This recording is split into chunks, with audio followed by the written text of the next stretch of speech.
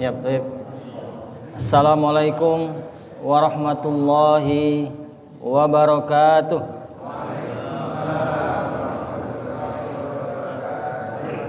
Alhamdulillah alladzi an'amana bi ni'amihi walladzi razaqana bi rizqihi walladzi 'allamana bi 'ilmihi.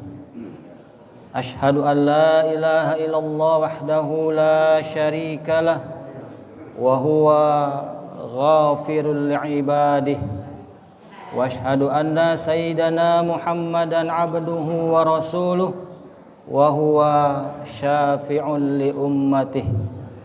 Allahumma salli wa sallim wa karim mu'azzim ala sayyidina Muhammadin sayyidil mursalin wa ala alihi wa ashabihi wa atba'ihi ajma'in, amma ba'du. Qala Allah ta'ala fi kitabihil karim, a'udzu billahi minasy syaithanir rajim, bismillahirrahmanirrahim. La in syakartum la azidannakum wa la in kafartum inna 'adzabi lasyadid. Wa qala nabiyyuna Muhammad sallallahu alaihi wasallam, man lam yas'alillah yaghdab alaihi. Shadaqallahul azim wa sadaqa rasulul karim wa nahnu ala dzalika minasyahidin wasyakirin walhamdulillahi rabbil alamin.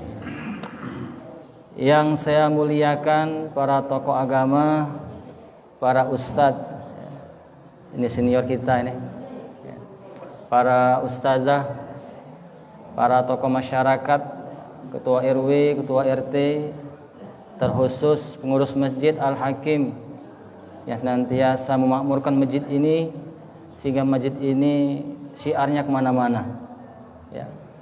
Dan yang saya hormati jamaah Bapak Ibu Masjid Hakim yang insya Allah dirahmati Allah Subhanahu wa taala. Marilah kita senantiasa bersyukur kepada Allah Subhanahu wa taala dengan mengucap kalimat tahmid alhamdulillahirabbil alamin. Seraya hati kita meyakini bahwasannya nikmat rahmat yang kita dapati, yang kita rasakan itu adalah dari Allah Subhanahu wa taala. Lidah kita, lisan kita mengucap kalimat tahmid alhamdulillah, dan hati kita menyadari bahwasannya semua itu dari Allah Subhanahu wa taala. Wa ma bikum min ni'matin faminallah, kata Allah. Dan apa-apa nikmat yang ada pada diri kamu faminallah, semua itu dari Allah Subhanahu wa ta'ala. Jangan sampai terbersit dalam hati kita bahwasannya kesuksesan, kekayaan, kesehatan, harta, anak, dan semua nikmat yang kita miliki itu adalah hasil usaha kita, adalah hasil kerja keras kita.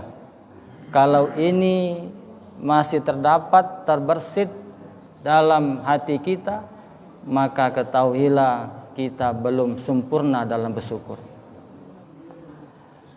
Apapun kesuksesan, kekayaan, anak, dan semua rezeki yang kita miliki itu adalah dari Allah Subhanahu wa taala. Dan memang Bapak Ibu sekalian, nikmat dan rezeki rahmat itu tidak ada hubungannya sama usaha. Usaha, kerja itu berdiri sendiri. Nikmat, rahmat, rezeki berdiri sendiri. Enggak ada hubungannya. Maka kalau ada kalimat mengatakan hasil tidak mengkhianati usaha, ya, atau dibalik, usaha tidak mengkhianati hasil. Entah, enggak tahu juga saya itu, ya. Yang penting kalimat itu tidak tepat. Kenapa? Karena usaha, kerja, daya upaya itu berdiri sendiri, rahmat, nikmat, rezeki berdiri sendiri, nggak ada hubungannya. Bukan berarti kita semangat bekerja lantas nanti dapat rezeki yang banyak, nikmat yang banyak, belum tentu. Atau sebaliknya, kalau kita malas-malasan, ya, kita lesu-lesu gitu, sehingga akan mendapatkan rezeki yang dikit juga, belum tentu. Kalau kita lihat dalam sejarah, ya, Siti Hajar itu ditinggal nama Nabi Ibrahim, ya, berdua sama Nabi Ismail, berdua saja di gurun pasir tandus gersang. Itu mereka ketika mau minum tidak ada air karena memang kondisinya gersang tandus gurunnya. Ditinggal berdua. Siti Hajar berusaha deh untuk mencari air biar dapat minum. Lari dari Sorfa ke Marwah, balik lagi. Berapa kali itu? 7 kali, ya, 7 kali. Dikenal istilah sa'i sekarang ini. Ya.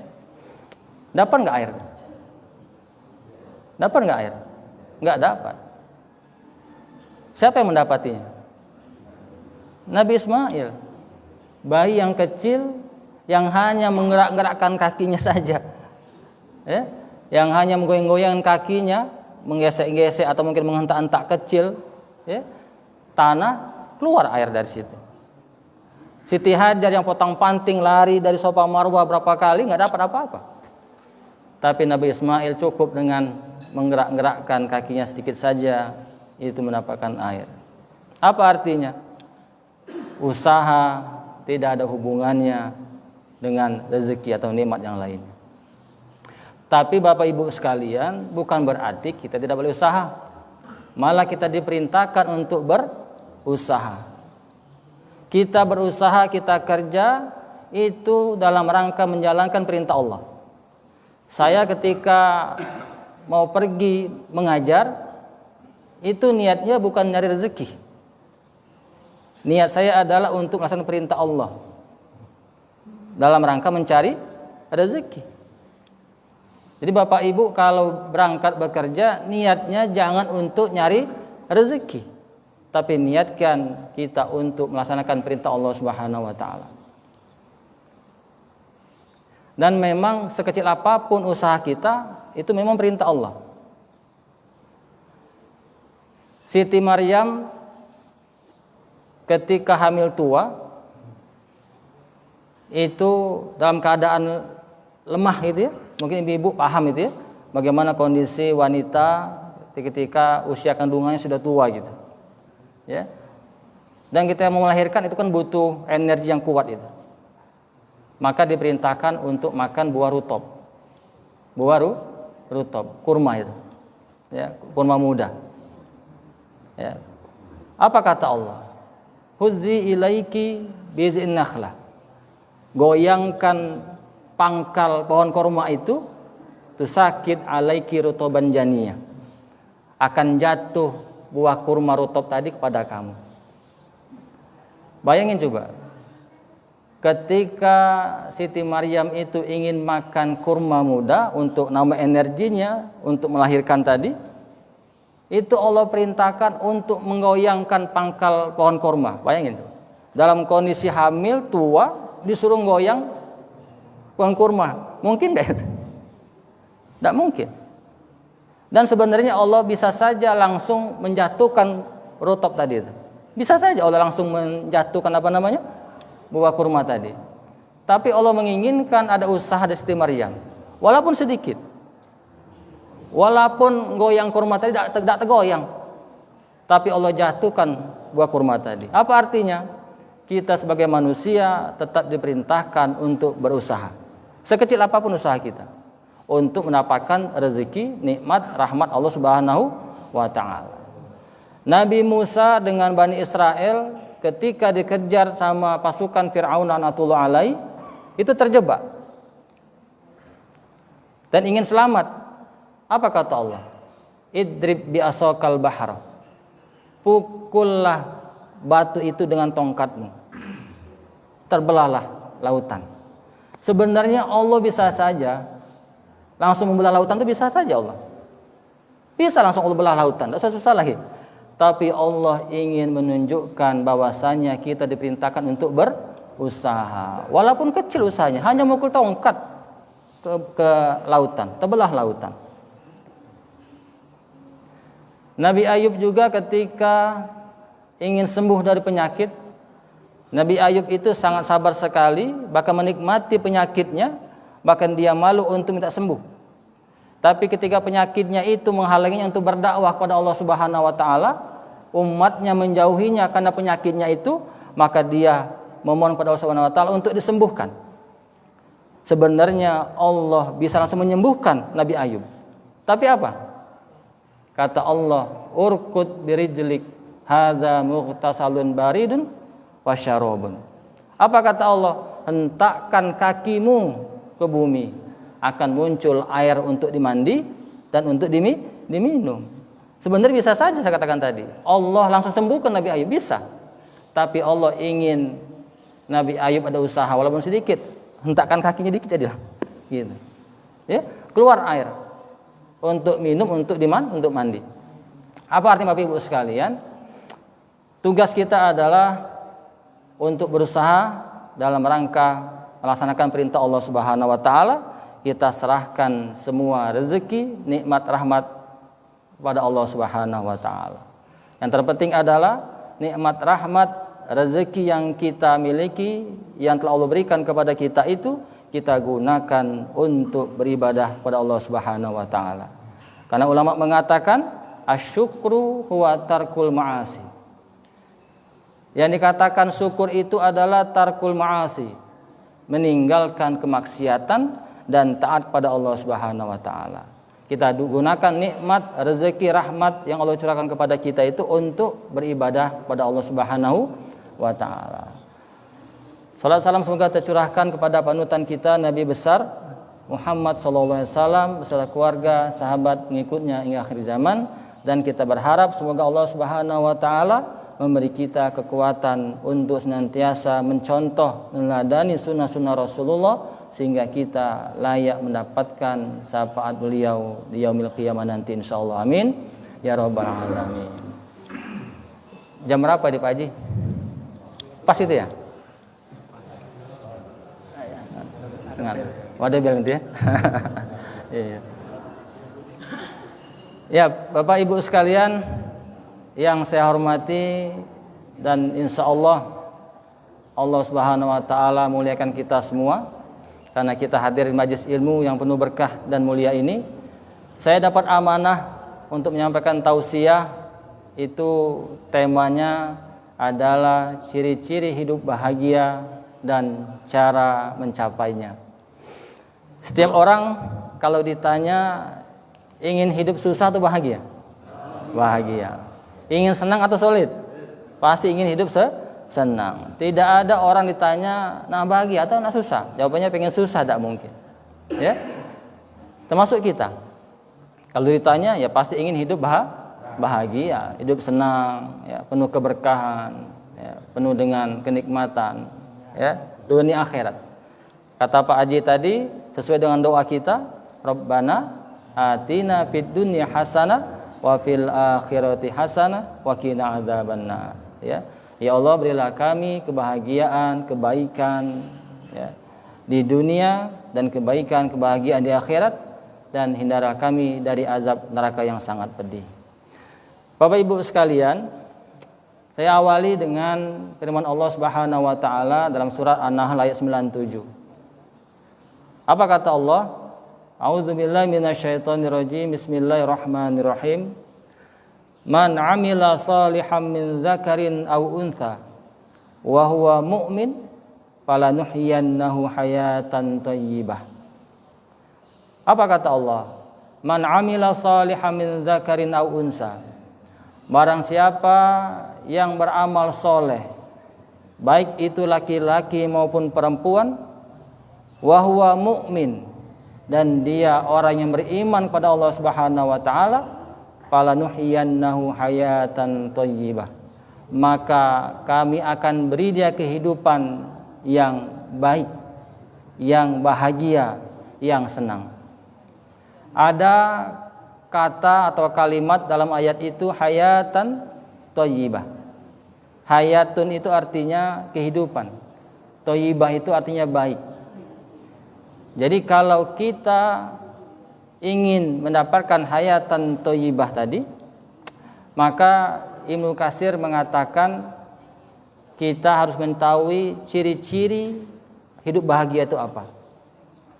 Maka dalam tafsir Ibnu Katsir, ketika dia menafsirkan kata hayatan thayyibah, dia merujuk kepada hadis Rasulullah SAW bahwasannya ciri-ciri orang yang hidup bahagia itu ada 3. Ya, kalau kita baca tafsir Ibnu Katsir ya, tentang ayat An-Nahl ayat 97 itu dikatakan ya, bahwasanya ciri-ciri hayatan thayyibah yang diambil dari hadis Rasulullah yang diriwayatkan oleh Abdullah bin Umar itu ada 3. Apa yang pertama? Yang pertama adalah orang yang bahagia itu adalah man aslama. Kata Rasulullah, ciri orang yang bahagia dalam hidupnya adalah man aslama. Orang yang aslama. Aslama yuslimu islaman. Nama fiilnya, nama ismu fa'ilnya muslimun. Muslim. Apa artinya? Artinya adalah berserah diri, taat, patuh, tunduk, melaksanakan perintah Allah Subhanahu wa taala. Jadi ciri orang yang bahagia dalam hidupnya Bapak Ibu sekalian adalah orang yang berserah diri kepada Allah, taat, tunduk, patuh, melaksanakan perintah-perintah Allah Subhanahu wa taala. Jadi kalau kita melaksanakan perintah Allah, beribadah kepada Allah, melaksanakan hukum-hukum Allah, itu pertanda hidup kita bahagia. Dengan catatan, kata aslama yuslimu islaman itu salah satu artinya adalah berserah diri. Apa artinya? Ketika kita melaksanakan perintah-perintah Allah tadi, itu kita lakukan dengan berserah diri. Bukan dengan terpaksa. Bukan dengan terpaksa. Tapi kita lakukan perintah-perintah Allah tadi, kita laksanakan ibadah kepada Allah itu dengan senang hati. Apa artinya? Orang yang bahagia adalah ketika dia melaksanakan perintah Allah itu dilakukan dengan senang hati, bukan dengan keterpaksaan, sehingga dia bisa menikmati ibadah-ibadah yang dilakukannya. Kalau kita beribadah, sholat, kita baca Al-Quran, kita puasa, kita naik haji, kita sedekah, dan kita menikmati ibadah-ibadah itu, maka ketahuilah kita termasuk orang yang bahagia. Bahkan nikmatnya beribadah, ulama mengatakan, lau alimal muluk wa abnaul muluk, seandainya para raja dan para pangeran itu mengetahui manahnu fihi, apa yang kami rasakan ketika beribadah, la jaladuna alaihi bisuyub, maka mereka akan merebut nikmat ibadah itu dari kami. Apa artinya? Ulama-ulama salafus saleh dulu ingin mengatakan betapa nikmatnya beribadah dengan nikmat. Betapa nikmatnya beribadah dengan nikmat. Sampai-sampai raja-raja dan pangeran-pangeran atau anak-anaknya itu ingin merebutnya. Padahal kita tahu para raja itu, para pangeran itu sudah hidup nikmat. Bergelimang harta, bergelimang kekuasaan, ya. Tapi ketika mereka tahu betapa nikmatnya ibadah, ingin merebutnya. Hatta sampai dengan pedang sekalipun. Apa artinya?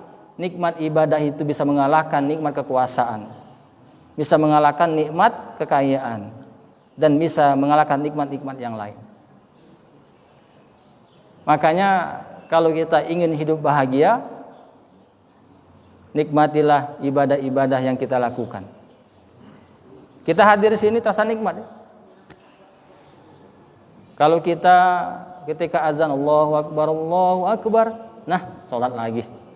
Kalau itu yang masih terbesit dalam hati kita, berarti kita belum bisa menikmati ibadah yang kita lakukan. Petanda kita belum bahagia.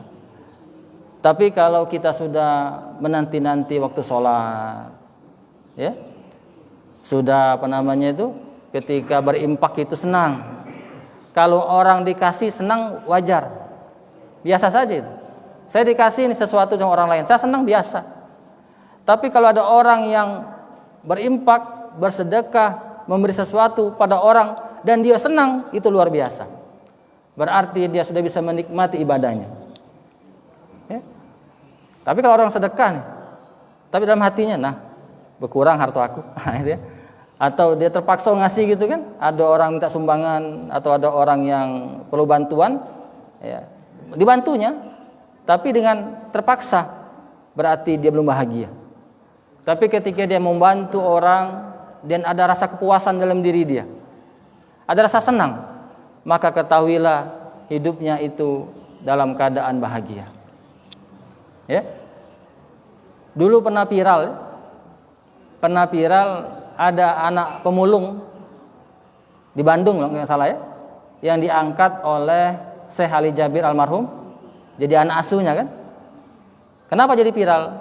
Karena ketika dia memulung itu dan ketika perutnya lapar, apa coba? Dia duduk sambil baca Al-Quran, ya? Pergi lagi dia, lapar lagi, baca Al-Quran, ya?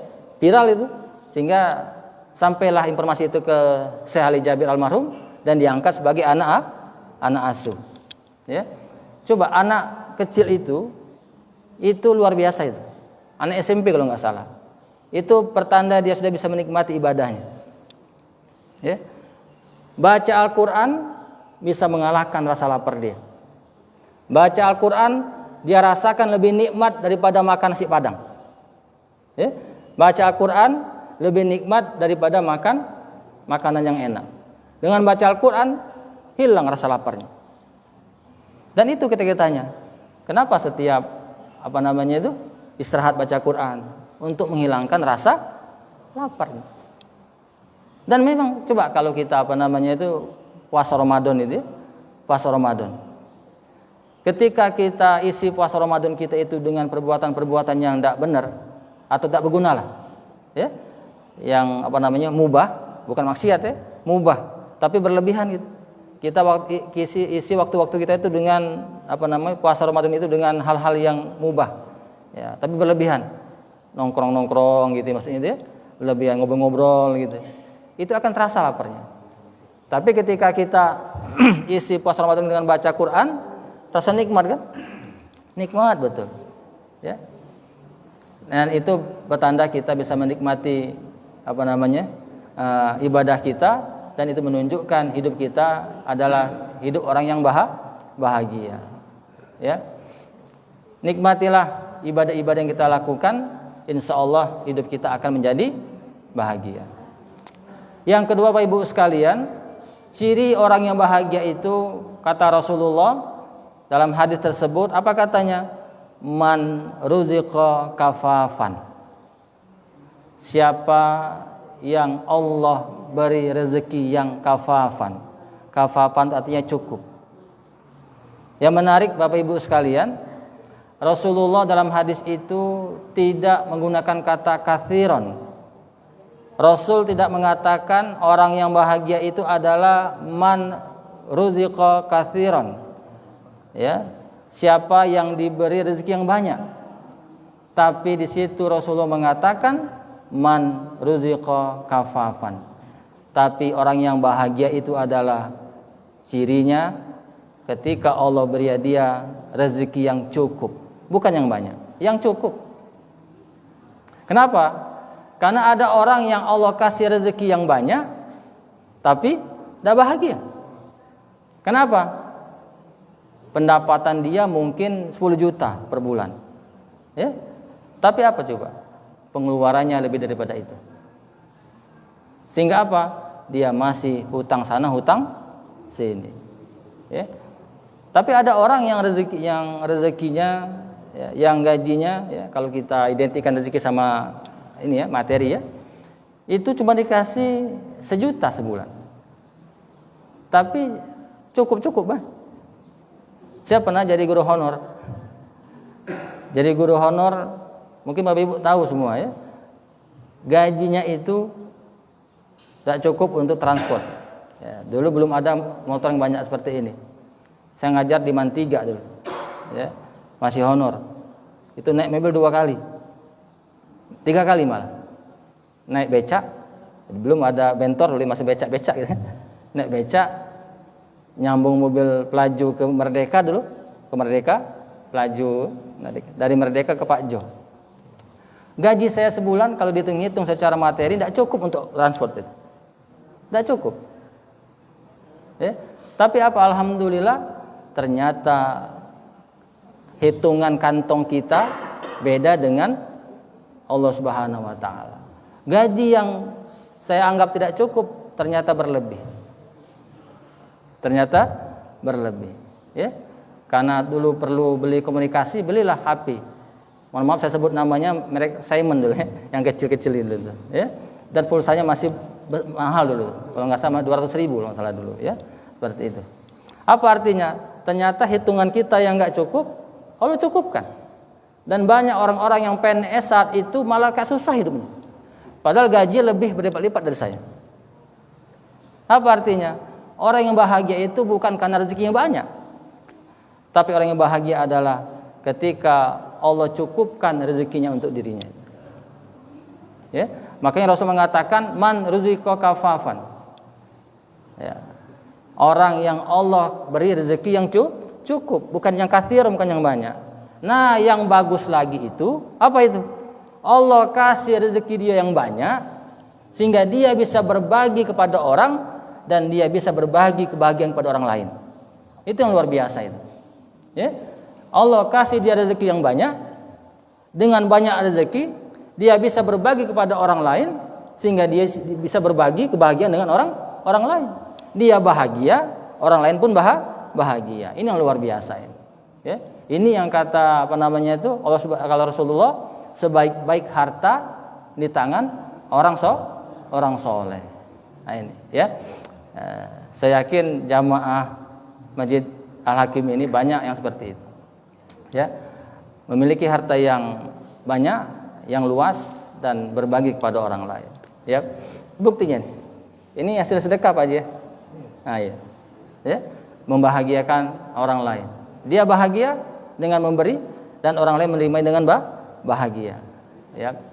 Kemudian yang ketiga, ciri orang yang bahagia kata Rasulullah dalam hadis tadi, riwayat Abdullah bin Umar tadi, apa katanya? Man qanahullah bima atahu. Orang yang Allah timbulkan dalam hatinya itu rasa qanaah. Rasa cukup. Qanaah. Qanaah itu merasa cukup. Orang yang merasa cukup dengan rezeki Allah yang Allah limpahkan kepadanya, yang Allah berikan kepadanya, maka akan timbullah sifat syukur. Akan timbul rasa syukur. Ketika rasa syukur muncul dalam dirinya, maka dia akan bahagia. Ya, kalau kita bersyukur akan bahagia. Orang bersyukur kan senang.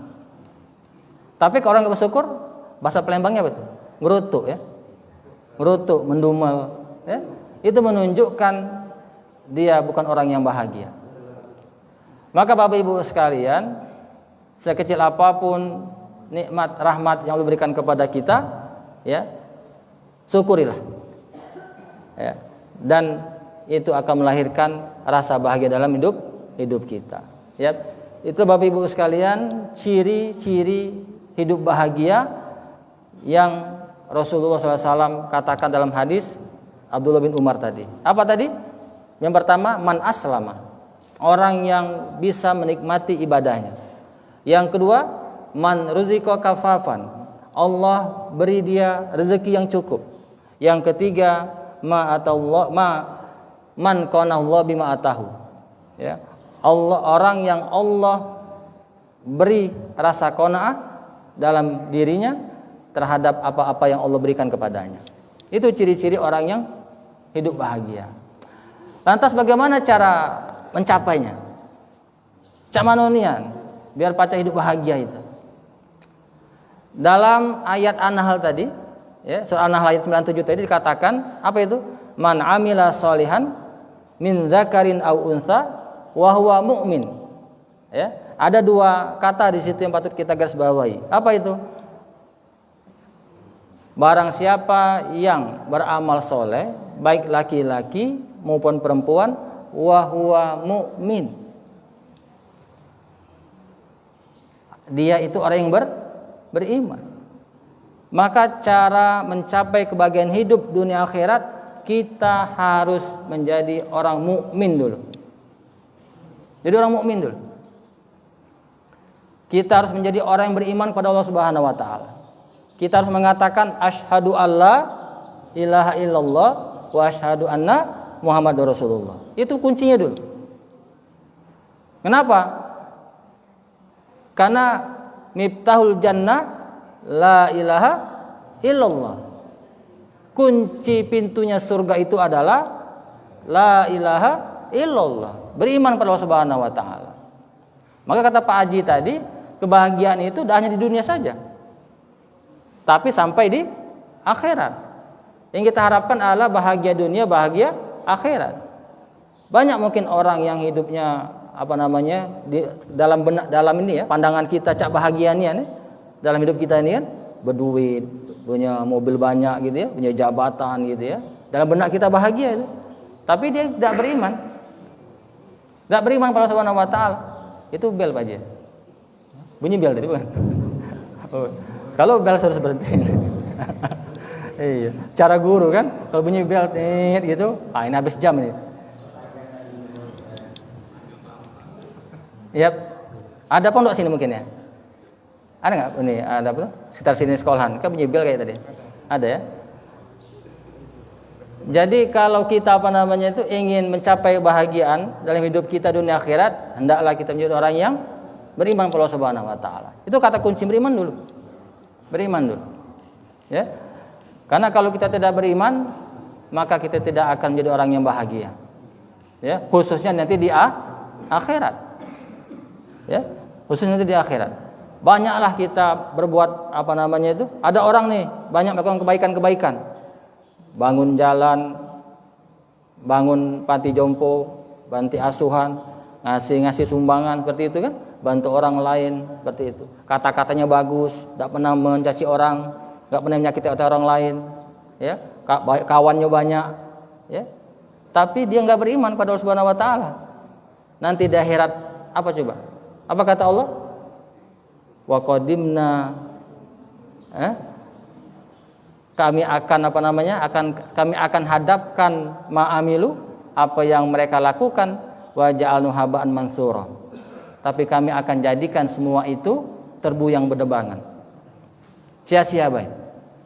Ya. Perbuatan baiknya di dunia habis saja nanti di akhirat. Apa artinya? Dah Allah terima. Dan nanti di akhirat dia akan hidup syaqiyun, akan hidup sengsara. Alhamdulillah. Kita sekarang hadir sini sudah beriman semua. Tinggal kita jaga keimanan kita ini jangan sampai ternodai oleh noda-noda kemunafikan, noda-noda kesyirikan. Kita jaga betul. Dan ingat Bapak Ibu sekalian, iman itu letaknya di hati. Letaknya di hati.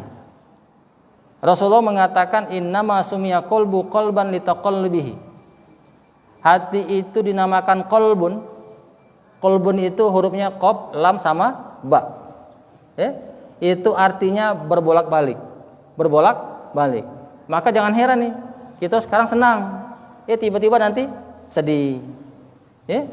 Kita sekarang menyukai orang, tiba-tiba benci. Ya karena tadi hati. Memang dia berbolak-balik, nggak stabil.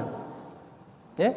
Nah, karena iman itu adanya di hati dan sifat hati itu labil, tidak stabil, maka iman mengikuti sifatnya hati. Apa itu? Enggak stabil juga. Yazidu wayan kusu. Iman itu bertambah dan berkurang. Jangan sampai bukannya hanya berkurang, nauzubillah menghilang. Yang tadinya dia mukmin menjadi kafir, murtad. Ada enggak seperti itu? Banyak. Ya.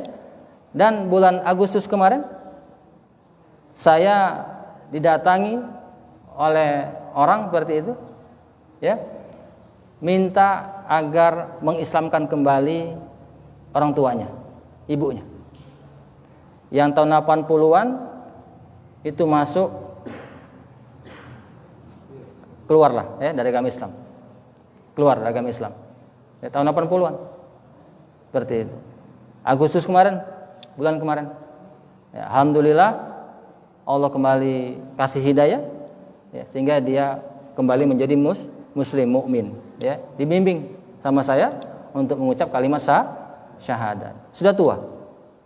Saya bilangin alhamdulillah ibu meninggal nanti dalam keadaan husnul khotimah karena sakitnya sudah parah di ranjang bayi sudah. Ya, seperti itu. Apa kata teman-teman yang lainnya? Lemak nih anda nih. Salat idak katanya. Ya. Beramal soleh idak. Dia mati masuk surga katanya. Lemak kita mati juga. Ya kalau kita keluar Islam, lemak kalau kita sempat kembali lagi. Kalau idak mati duluan cak mana? Ama itu kan. Nah, seperti itu. Makanya tugas kita sekarang ya tetap aja beribadah. Ya. Apa artinya Bapak Ibu sekalian? Karena iman itu ada di hati sifatnya labil, maka iman mengikuti hati yang labil tadi, yazidu wa yankus, maka kita jaga. Jangan sampai yankusnya itu berkurangnya itu terlalu banyak, bahkan sampai hilang. Nauzubillah min dzalik. Ya. Jadi dijaga betul. Ya. Dengan apa? Dengan amal soleh. Banyak itu. Apa namanya itu? Amal-amal soleh bisa meningkatkan keimanan kita. Ya, seperti itu. Ya. Jam berapa Pak Haji? Ya. Assalamualaikum. Kasih kode ya kalau udah selesai ya. Pak, start sudah selesai, tidak apa-apa. Ya. Apa? 6:30 ya. Ya, apa amal-amalan yang dapat meningkatkan keimanan kita? Ya? Apa itu? Yang pertama adalah tilawatul Quran. Ya. Kita membaca Al-Qur'an. Ya. Apa kata Allah Subhanahu wa taala? Idza tuliyat alai ayatuhu zadathum imana. Ya. Orang-orang yang beriman itu ketika dibacakan ayat-ayat Allah bertambah keimanannya. Itu dibacakan. Apalagi dia baca deh. Ya. Dibacakan Al-Quran saja bertambah imannya. Ya, apalagi dibaca sendiri. Ya, seperti itu. Maka akan menambah keimanannya. Ya, sering-sering kita baca Quran. Ya. Kemudian amal yang bisa meningkatkan keimanan kita adalah zikir pada Allah Subhanahu wa taala. Ya. Ala bi dzikrillah tatmainnul qulub. Ya. Ketahuilah bahwasanya dengan berzikir itu membuat hati tenang. Kalau hati tenang, itu Allah akan menambah keimanan kita. Walladzi anzala sakinata fi qulubil mu'minin liyazdadu imanan ma'a imanihim. Allah lah yang telah menurunkan sakinah, ketenangan fi qulubil mu'minin, di dalam hati-hati orang yang beriman. Untuk apa? Liyazdadu imanan ma'a imanihim, agar imannya terus bertambah. Maka kalau kita sering berzikir Bapak Ibu sekalian, itu akan menambah keimanan kita. Kenapa? Hati kita tenang. Dengan hati tenang, iman pun akan bertambah. Ya. Dan kalau kita sudah bisa menikmati tadi zikir kita tadi, ya. Biasanya kalau orang sudah berzikir nikmat tak terasa. Badan sampai goyang sendiri. La ilaha illallah, la ilaha illallah. Ya. Tapi jangan dibuat-buat ya. Jangan buat-buat sampai lompat-lompat sampai ini. Saya kurang sepakat kalau orang berzikir sampai sampai jingkrak sampai habis. Saya kurang sepakat saya pribadi ya. Seperti itu. Walaupun memang ada ustadz yang mengatakan itu ya, mengalami sakar, mabuk zikir katanya. Ya, mengalami cinta yang luar biasa pada Allah Subhanahu wa taala. Ya, tafadhol silakan. Tapi kalau saya pribadi, ya zikir itu ya kita menyebut nama Allah baik dengan lisan kita maupun kolbu kita, dan kita menikmatinya, ya. Dan untuk menikmatinya itu kita bisa bergoyang sendiri tuh. La ilaha tadi, ba'da subuh tadi kita zikir kan, la ilaha illallah. Dan ternyata memang sebaik-baik zikir adalah kalimat la ilaha illallah. Abdul zikri fa'lam annahu la ilaha illallah. Kalau kita baca tahlil baca itu. Ulama kita luar biasa dalam berdakwah. Ya. Ulama kita terdahulu itu luar biasa dalam berdakwah. Langsung praktek. Diajaknya kita berzikir sama-sama la ilaha illallah, la ilaha illallah, seperti itu. Ya terbiasa. Karena maulid ini kalau nggak dibiasakan susah ngucap. Tapi dengan dimotivasi ngucap sama-sama, ya, bersama-sama mengucapkannya termotivasi sehingga nanti terbiasa. Ya. Dan insya Allah kalau terbiasa nanti di ujung hidup kita ketika mau meninggal kalimat itu yang keluar nanti. Kalimat thayyibah, la ilaha illallah. Ya. Mau datat ngucapnya nanti. La ilaha illallah mudah nanti pas nak meninggal la ilaha illallah. Bisa saya ngucapnya. Belum tentu. Mohon maaf, ini apa isinya? Kopi, jahe ya? Kopi ya. Mohon maaf, ini kalau diisi dengan kopi ini ya, saya tumpahkan, apa yang keluar? Teh apa kopi? Pasti kopi. Ya. Ini saya isi dengan air putih. Contoh air putih ini. Saya tuangkan, apa yang keluar? Air putih, nggak mungkin kopi. Saya isi teh, saya tuangkan, yang keluar teh, nggak mungkin kopi. Ya sama ini kita ini, jiwa kita, hati kita ini. Kalau kita isi dengan kalimat thayyibah, nanti di penghujung hidup kita itu yang keluar. Tapi sebaliknya, kalau selama ini kita mengucap ya kata-kata yang tidak bagus, maka nanti itulah yang akan keluar. Kemarin saya sempat nonton, ya, ada 3 orang anak bermotor, live dia, live ya, live itu, apa coba? Selip, karena ngebut kan, bertiga itu, live itu, selip, akhirnya goyang ini, hampir mau nomor tiang. Apa coba kalimat terakhir dia ucapkan ini? Kata-kata anak muda sekarang ini, mohon maaf, yang ANJIR. ANJIR, ya, anjir katanya gitu. Bak tumbur tiang listrik mati. Ya di video itu saya nonton. Ya, jadi kalimat yang keluar dari dia itu anjir. Kenapa? Anak sekarang seperti itu saya lihat. Kata-kata seperti itu biasa diucapkan. Saya sering mengatakan kepada siswa saya, hati-hati nak, nanti terbiasa, ya, terucap seperti itu. Ya, terucap tanpa sengaja terucap. Tapi kalau kita zikir la ilaha illallah, la ilaha illallah, itu yang akan keluar. Untuk memudahkannya Bapak Ibu sekalian, kira-kira nanti apa yang keluar dari lisan saya ini kalau saya meninggal nanti? Mudah aja ciri-cirinya. Kalau kita mengalami peristiwa yang mengagetkan, entah kita mungkin naik motor gitu ya, atau kita naik mobil, tahu-tahu ada nak tumburan seperti itu gitu ya. Apa reaksi lisan kita ini? Woi mati kau. Apa contohnya? Woi kurang ajar. Atau la ilaha illallah. Seperti itu. Itu aja. Atau ketika kita bawa sesuatu, tiba-tiba jatuh. Jatuh, apa yang keluar dari lisan kita ini? Kalimat apa? Itu aja gambarnya sekarang ini. Ya. Dan itu tidak bisa dibuat-buat. Ya. Ketika kita bawa sesuatu, tuh jatuh gitu kan? Ngucap apa ya? Ngucap la ilaha illallah, ngucap astagfirullah mungkin kan? Atau kita naik mobil, disopirin orang ngebut gitu kan? Macam-macam reaksi orang itu ketika mobilnya slip gitu ya. Seperti itu. Nah, ketika mau tumburan, ada nggak terpikir mengucap apa ya? Tidak kan? Spontan itu. Spontan. Nah, itu aja. Jadi kalau kita ingin mengetahui apa sih kalimat yang akan kita ucapkan ketika nanti menjelang mati kita, lihat sekarang ini.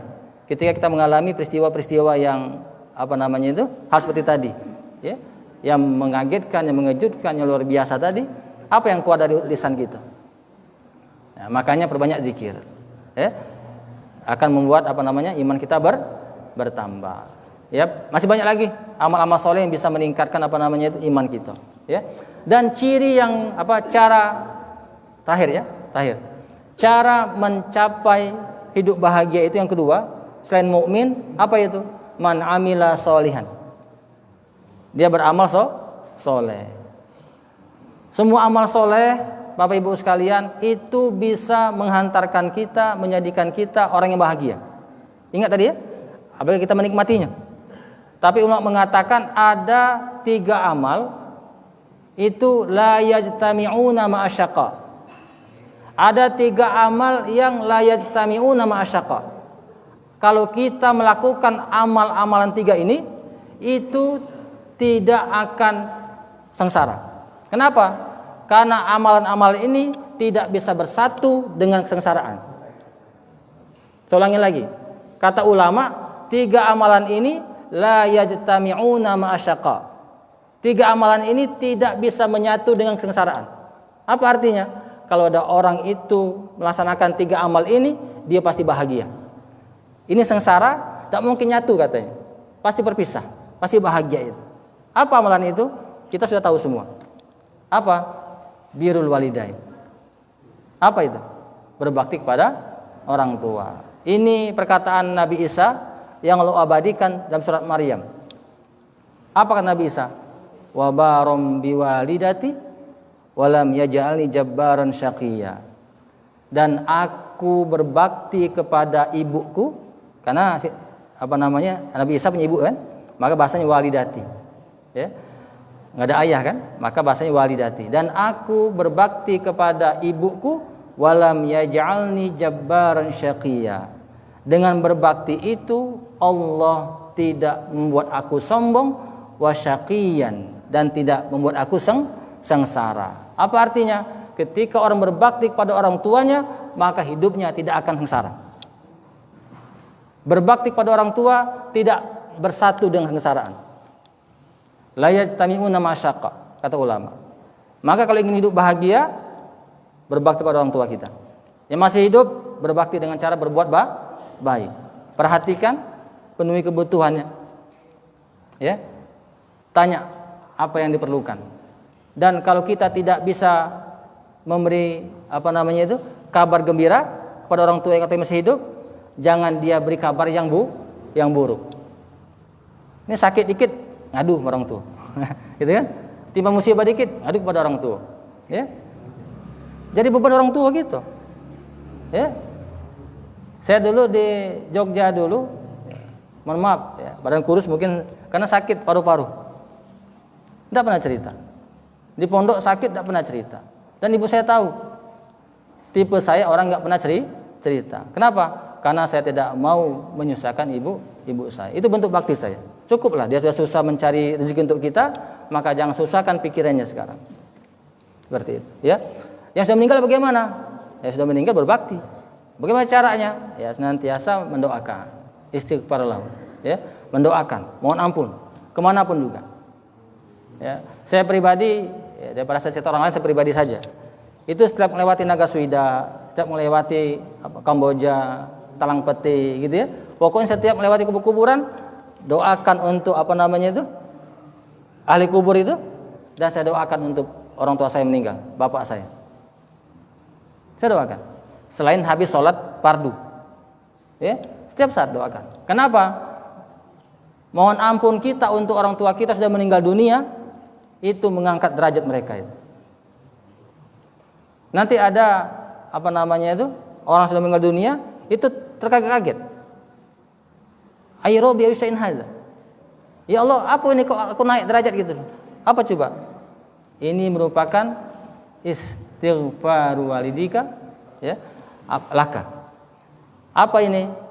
Ini istighfarnya, mohon ampunnya anak kamu untukmu, maka membuat naik derajatnya. Ya, kita doakan. Ya, kita bayangin pas kita sekarang Rabbi firli wali walidayah, kita bayangin tuh. Orang tua kita di alam sana itu naik derajatnya. Ya. Kalau kita bayangin itu kita semangat tuh. Rabbi firli wali walidayah warhamu terus naik lagi. Kita bayangin aja naik terus. Oh, saya pengen kedudukan orang tua saya di alam barzah sana naik derajatnya. Kita doakan. Naik terus. Ya. Kalau orang tua kita ridho, maka insya Allah ridho. Ridho Allah fi ridho walidain. Kalau orang tua kita ridho, Allah ridho sama kita, ya pasti hidup kita bahagia. Allah ridho sama kita. Makanya kata ulama, berbakti kepada orang tua tidak bisa bercampur dengan kesengsaraan. Kenapa? Berbakti pada orang tua melahirkan ridho Allah. Ridho Allah itu akan membuat kita bahagia. Itu yang pertama, birrul walidain. Yang kedua apa? Tilawatul Quran. Membaca Al-Quran. Surat Toha ayat 2 mengatakan apa itu? Ma anzalna alaikal Qur'ana litasqa. Tidaklah kami turunkan Al-Quran itu kepada kamu agar kamu sengsara. Tidak katanya. Tapi apa? Allah turunkan Al-Quran kepada kita agar kita bahagia. Itu bahagia. Baca Al-Quran buat kita bahagia. Cak anak kecil tadi itu, dia lapar baca Quran, senang tuh dia. Ya? Jangan lepas dari Al-Quran. Dan ingat, Rasulullah itu tidak pernah ngadu kepada Allah. Disakiti sama umatnya, dilempari, berdarah-darah, dicaci maki, ya? Dikatakan tukang sihir, gila, gitu kan? Dilempari pakai kotoran, tidak pernah ngadu kepada Allah. Tidak pernah ngadu. Tapi ketika umatnya mengabaikan Al-Quran, Rasulullah mengadu. Dalam surah Al-Furqan ayat 30 mengatakan apa? Rabbi inna qaumi ittakhadhu hadzal qur'ana mahjura. Apa kata Rasulullah? Rabbi ya Allah, inna qaumi ittakhadhu hadzal qur'an mahjura. Ya Allah, umatku, kaumku telah menjadikan Al-Qur'an sesuatu yang diabaikan. Jadi kalau kita mengabaikan Al-Qur'an, kita akan diadukan sama Rasulullah kepada siapa? Pada Allah Subhanahu wa taala. Jangan sampai kita termasuk orang yang diadukan Rasulullah. Kenapa? Karena kita mengabaikan Al-Qur'an. Ulama mengatakan yang dikatakan mengabaikan Al-Qur'an adalah orang yang tidak membaca Al-Qur'an dalam satu hari. Berapa batasannya? Ulama beda-beda. Ada yang sejuz. Kalau dia sejuz tidak baca Quran sehari, termasuk mengabaikan Quran. Tapi ada mengatakan semampunya. Yang penting baca Al-Quran. Makanya di sekolah-sekolah itu diajarin kan, setiap mau mulai belajar baca Quran dulu. Bagus, alhamdulillah itu. Ya, pemerintah kita sudah perhatian dengan itu. Ada namanya jam ke nol gitu kan. Alhamdulillah. Apa artinya? Itu membuat siswa-siswa kita, anak-anak kita itu tidak termasuk orang yang diadukan Rasulullah ke Allah Subhanahu wa taala. Ya, perbanyak baca Quran. Yang terakhir Bapak Ibu sekalian, amalan yang bisa membuat kita bahagia adalah ad-doa. Doa. Ya. Orang menganggap sepele doa. Padahal doa ini merupakan mukhul ibadah. Otaknya ibadah, intinya ibadah. Semua ibadah pasti mengandung doa. Apa doa? Ibadah yang enggak punya doanya? Salat ada doanya, puasa ada doanya, haji ada doanya, zakat ada doanya. Ada semua doanya. Ya. Mau ke masjid ini ada doanya. Ya. Mau masuk masjid ada doanya. Semua ibadah kita intinya doa.